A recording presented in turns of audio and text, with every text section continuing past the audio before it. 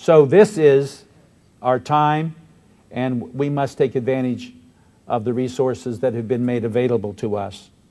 I think it will really be good. It will be good for our state. I think it will be good for the cities of our state. And I believe we are now on track. We have allocated the first $25 million out of that $400 million to make sure that the study is complete and sufficient, that some of the preliminary design work and environmental considerations are looked at. But I believe if we are allowed to move forward, and that will depend, quite frankly, on us getting cooperation from both parties. If we are allowed to move forward, that within a 2-year period of time we will have established passenger rail service in Ohio. I think it's good for our freight system as well.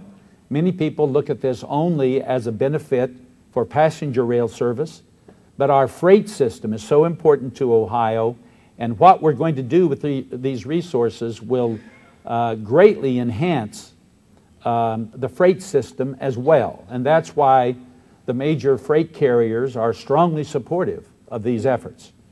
So I am obviously disappointed that some would take a negative attitude toward this, but I believe that we will be successful in our efforts, and it will make it possible for Ohio to be connected to a growing network of passenger rail that is being developed in Illinois and Iowa and Pennsylvania and most of our surrounding states. Thank you for the question. Good afternoon, Governor. The budget was largely balanced thanks to your work with the Obama administration to bring large amounts of stimulus money into the state budget. Can you give us a look down the road for the next biennial budget, and where do you think we're going to end up? Well, it will continue to be a challenge, and thank you for that question, because it is a very relevant question, not only to the next budget, but to what's happening right now in Washington. We experienced in Ohio what every other state in America experienced, and that was a dramatic drop in state resources coming into our state in 2009. When there was just a little drop in state resources in 2002, taxes were raised. There was a 1-cent sales tax imposed that was supposed to be temporary. It turned into a permanent half-cent sales tax. And in House Bill 66, as we all know, there was major tax revision, which I support and continue to support, but I think we need to be honest about the effects of that. It deprived the state of about $2 billion of resources that would have been available to us. And then the recession hit us, and so it was a perfect storm of difficult economic circumstances that I and the legislature have had to deal with.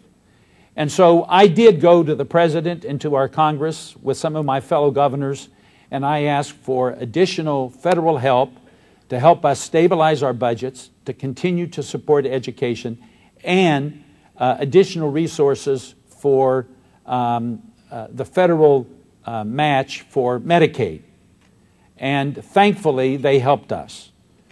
Now, going forward, will they help us in the future? I hope so, and I'm continuing to advocate for that, because I think this recession is not fully behind us. We are only in the beginning stages of a recovery. The economy continues to be fragile, and we must guard against a second dip in this economy going forward. So, what has the stimulus done for us? Well, it's enabled us to actually increase for K through 12 funding in the current 2-year budget. The average school district in Ohio, in this budget that we are living in now, this 2-year budget, is receiving an increase of about 5.5%. You contrast that to other states, many other states, where there have been dramatic reductions in K through 12 funding. We have maintained K through 12 funding in Ohio.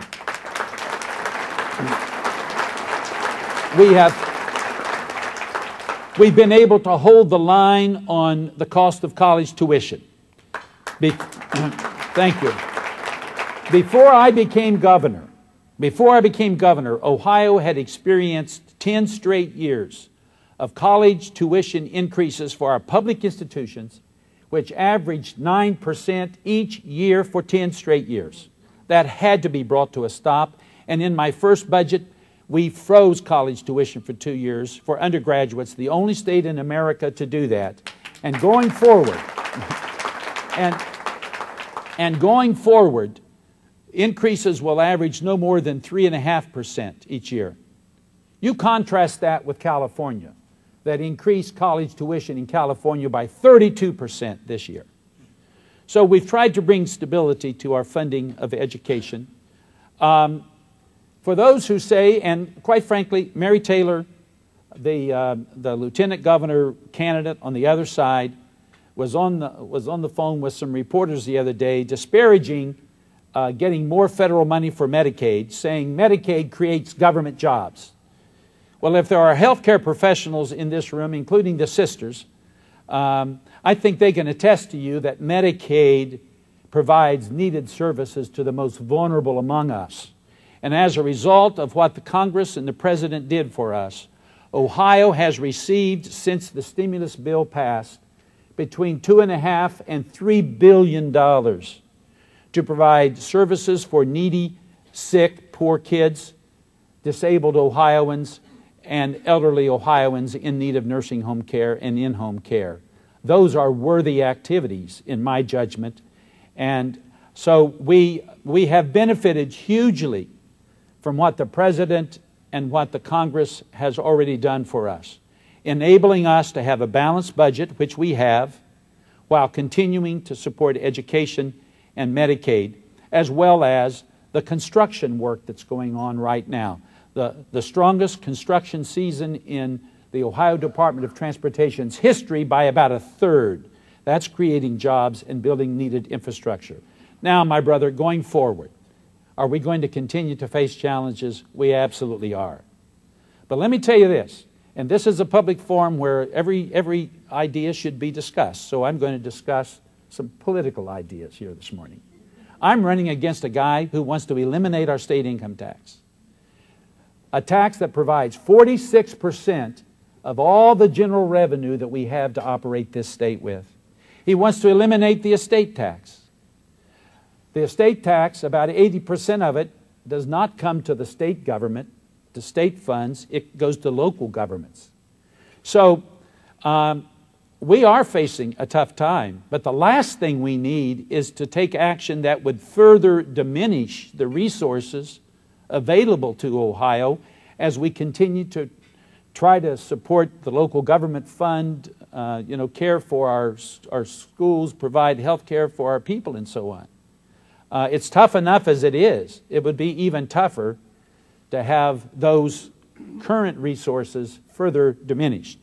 Now, going forward, you ask a fair question. Going forward, I am continuing to advocate with the President and our congressional friends for continued federal assistance.